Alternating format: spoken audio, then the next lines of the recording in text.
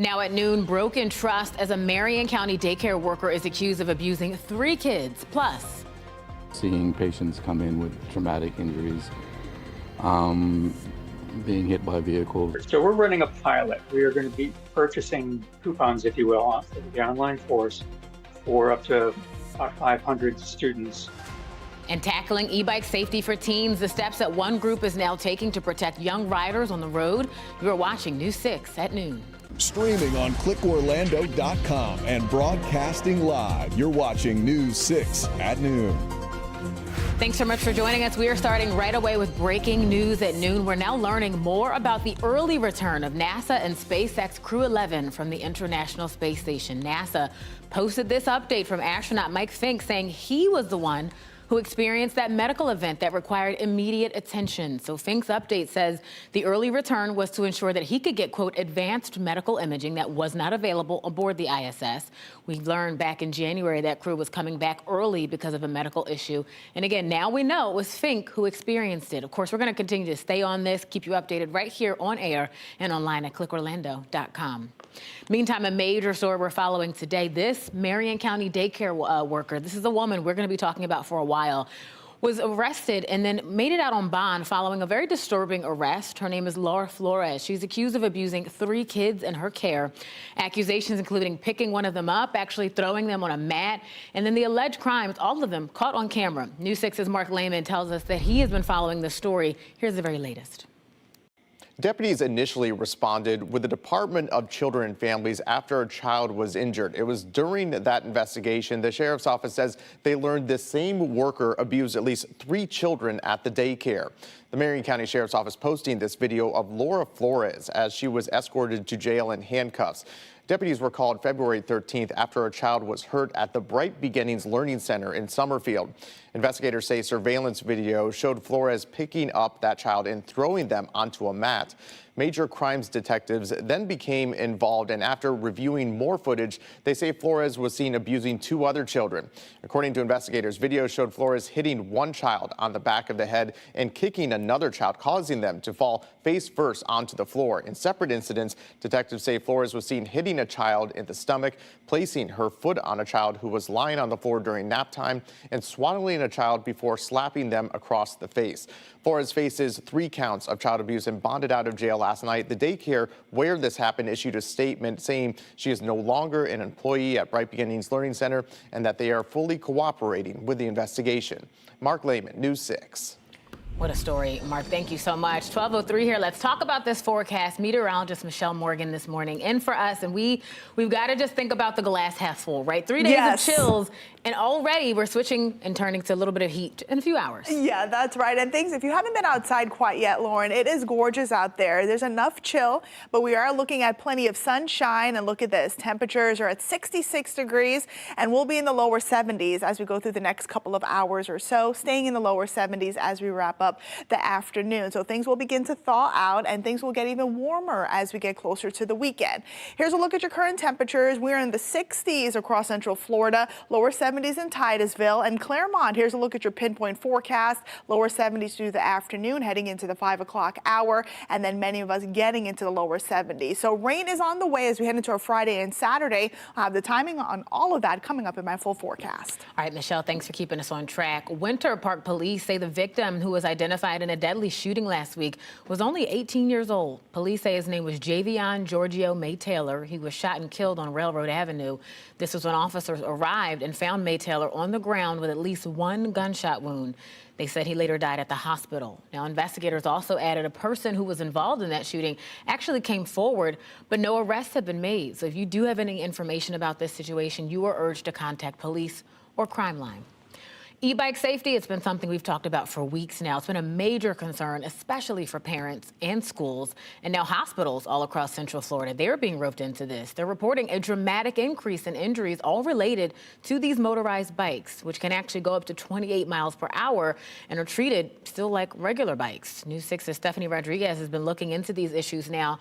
And this morning, she was at a presentation with MetroPlan as they discussed a new way to help young riders learn the rules of the road to protect them and everybody else. E-bikes like this one right here are all over. They've become a really convenient way for people to get around, and they're especially popular with children. So to make sure they're safe when they're riding them, a pilot program is in the works. You can't go to any school without seeing this, student after student riding electric vehicles. Well, my experience with e-bikes is they can be dangerous, but you have to train your kids and let them know what the rules are. Dad Marlon Haynes works to make sure his kids are safe on them. This is the DOT certified helmet, so they cannot go riding without the DOT certified helmet. Despite efforts by parents like Haynes, the uptick in e-bike popularity has led to serious accidents. Dad Thomas Menno has seen them firsthand as a nurse and shares the risks with his daughter. Seeing patients come in with traumatic injuries, being hit by vehicles, it was really very important for me as a parent. And I try to share those stories with her. Now, MetroPlan Orlando is piloting a free e-bike education safety program for middle and high schoolers using an existing course from the American Bicycling Education Association. The pilot program would offer the 1-hour course for free to up to 500 students in Orange, Osceola, and Seminole counties between 7th and 10th grade. It'll teach them the rules of the road and how to safely use the bikes. The faster you go, the more you're going to need defensive driving strategies as a bicyclist, because if somebody cuts you off, you need more time and distance to stop. And then you're going to be behind a wheel in a few years anyway, so better to get familiar with those rules of movement and how other drivers make mistakes before you get behind the wheel of a big motor vehicle. The plan is to start the pilot program in the next few months and report findings to the local school boards by June. In Orlando, Stephanie Rodriguez, News 6. Yeah, this is so needed. Stephanie, thank you. 12:06 here. Let's get a live look at the Kennedy Space Center in Brevard County, and you can see NASA's huge Artemis rocket. Man, we've been tracking this thing for a while now. We want to see this go to the moon. It is going to be making its long journey from Launch Pad 39B back to the vehicle assembly building. Now, we know this is because engineers found an issue with the helium flow to the rocket's upper stage. That happened during last week's wet dress rehearsal, which means it now has to make the 4-mile trip back to the VAB for that inspection and repairs. Managers telling us that the quick decision could help at least protect an April launch window for the Artemis 2 mission around the moon. But again, that depends on what they eventually find. 7 minutes past the hour, the longest State of the Union address. If you were up watching yesterday, you definitely put in some time in American history. This is what President Donald Trump delivered last night. The president using his address to discuss economic policy, while Virginia Governor Abigail Spanberger, she delivered the Democratic response. CBS News correspondent Natalie Brand breaks it all down. Before an audience of Congress and the American public, this is the golden age of America. President Trump touted what he called a turnaround for the ages, arguing his policies are lowering prices and blaming Democrats for lingering inflation. They caused and created the increased prices that all of our citizens had to endure. You caused that problem. You caused that problem. The president also defended his border crackdown and immigration enforcement operations. If you agree with this statement, then stand up and show your support. The first duty of the American government is to protect American citizens, not illegal aliens.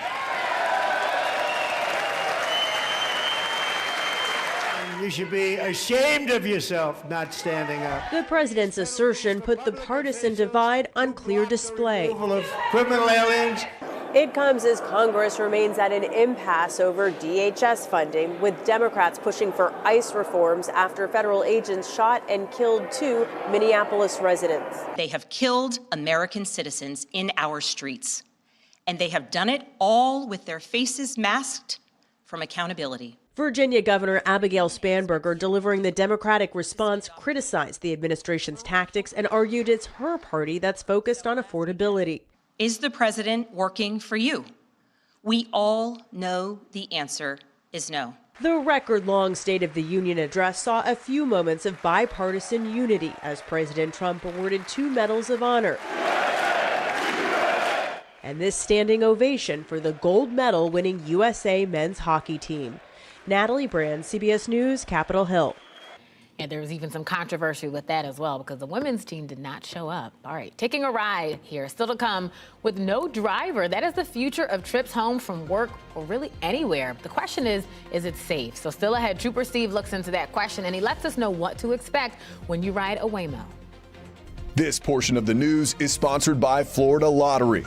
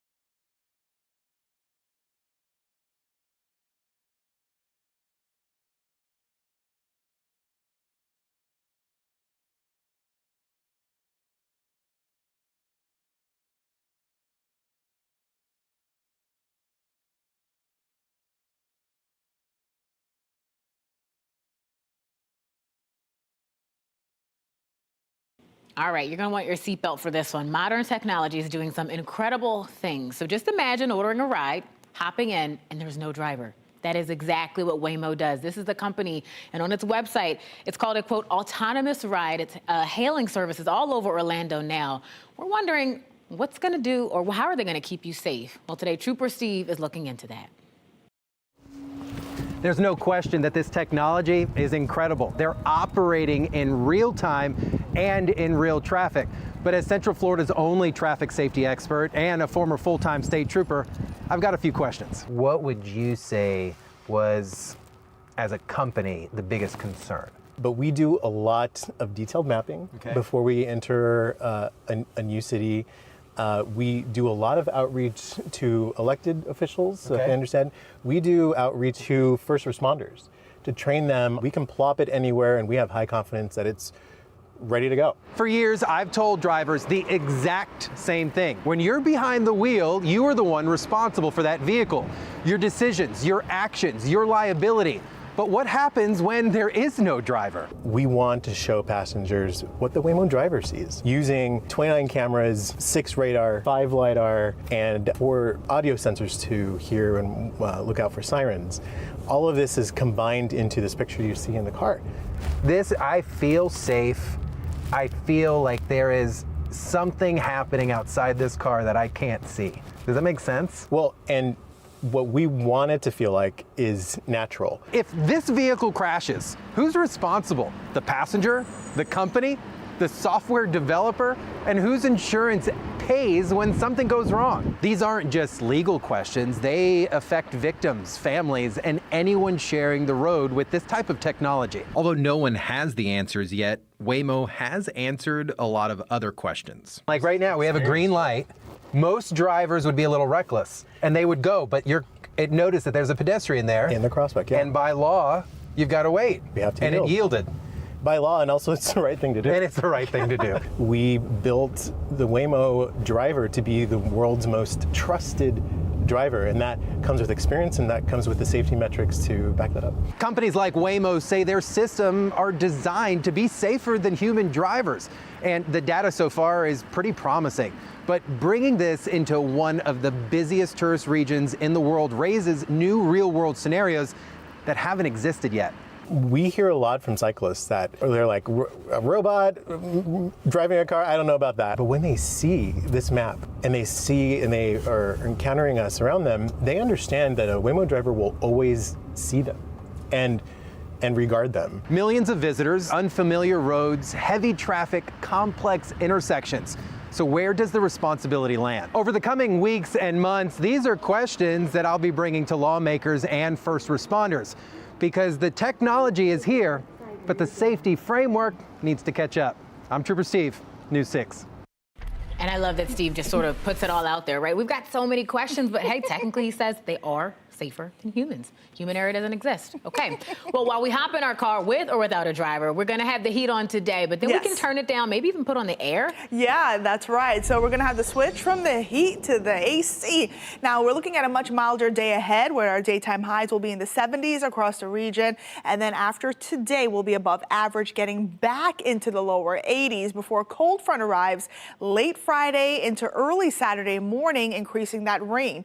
The rain chances across the region, and we certainly do need the rain. It's been so dry, so some downpours are in the forecast, and of course we'll go over the timing coming up, but I do want to take you outside this gorgeous shot of Daytona Beach. The water is looking inviting, but it is very cold, still chilly out there at 63 degrees, and the winds have picked up a bit out of the west-southwest at 15 miles per hour, getting wind gust readings of 22 miles per hour. For the rest of Central Florida here, the Villages, DeLand, you're at 63, Orlando at 65, in the 70s in Titusville and Melbourne, Mico in the upper 60s. So here's a look at your hour-by-hour forecast for today. Your forecast is sponsored by Strata Services. Temperatures will continue to climb. We're looking at 70 degrees around 2 and staying in the lower 70s as we go through the rest of your afternoon with abundant sunshine. Now things are looking pretty good here. 71 in New Smyrna Beach, Daytona Beach, 70 in Palm Coast, Ocala, the Villages, and Claremont. You all will see a high of 72 and then 73 degrees in Cocoa Beach. So we'll be closer to that average mark. Now tonight it will be chilly, but not as cold as it was this morning. Looking at those forecast lows in the lower 40s out in Marion County, Lake County, upper 40s there in Leesburg, lower 50s in Orlando, and lower 50s out in Brevard County. So that includes Cape Canaveral, Cocoa Beach, and Melbourne. So you may need a light jacket as you're heading out. Now let's talk about the rain. Now rain chances will continue to go up as we go through late Friday into early Saturday morning. So that is the time frame right now that we're looking at. That can change by a couple of hours. So if you have any plans Friday night, make sure you have the umbrella ready to go. And then early Saturday morning, looking at more rain moving in with a few showers possible Sunday and Monday. As we take a look at the setup, we're looking at a ton of dry air still sitting over the peninsula, air of high pressure off to the east. So that's going to continue to keep things fairly quiet as we go through today and also tomorrow before that cold front moves in. So taking a look at your clouds or rain forecast, looking clear as we head into the evening hours. Clear skies will be with us tonight, but jumping ahead to our Friday, stopping the clock at 5 because we are looking generally dry across Central Florida for the first half of the day. Now the second half, the cold front here was still off to our north and west, but ahead of it, we're looking at scattered rain, some downpours, embedded thunderstorms, and that will continue much into early Saturday morning. So I'll be tracking this early Saturday morning. Notice the reds and also the yellows there moving across Central Florida. That is going to continue through the 6, 7, 8 o'clock hour, and then most of the shower and storm activity shifting off to the east, looking drier heading into your Saturday afternoon, but a few residual showers are possible. So here's a look at your 7-day forecast. 73 today, 81 tomorrow, 83 on Friday. Again, that 70% is for late Friday, and they're going to keep the high rain chances heading into your Saturday morning. Never thought I'd be so happy to hear about rain, Michelle. Thank you. 1219, a Central Florida event shut down over sponsorship issues, is actually making a triumphant return after all. So coming up, we'll tell you what we're learning right now about Gay Days and why its return has been up in the air for weeks. Also, ahead on News 6 at 5. This is the young lady whose $30,000 you took and bought the car and the lawnmower and everything. How many other people did you spend their money? Look at this, a major confrontation, a romance scam leads to a woman losing $30,000. And now the man accused of stealing that money is facing a judge. We're going to have the judge's decision on his fate tonight on News 6.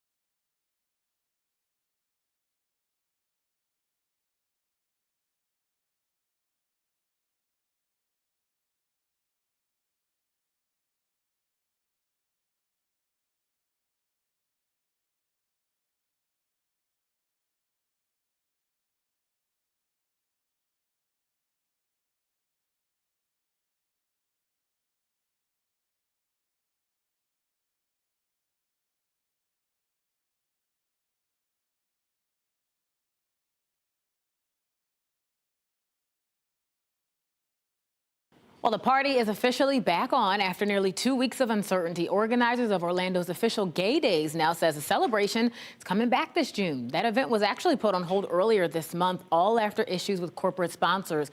A host hotel threatened to shut it down. Organizers tell us, though, they have locked in a brand new hotel, which paves the way for the nearly week-long celebration to move forward. And this is a tradition we know dates back more than 3 decades when members of LGBTQ+ communities and allies initially wore red. They wanted to show visibility at Magic Kingdom on the first Saturday of June in 1991. And then at that time, this was still just a grassroots gathering. At that point, it wasn't even a full official event, so it's grown quite considerably in several years. All right, we'll see you right after this. Final check of the weather is next.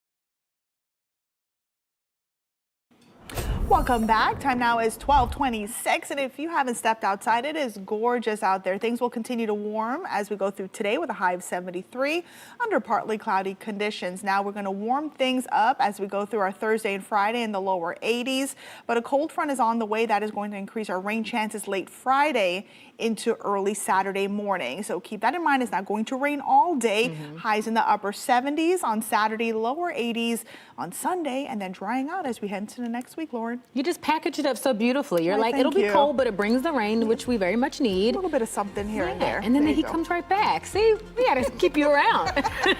Have a great rest of your day. Your next newscast is coming up at 3.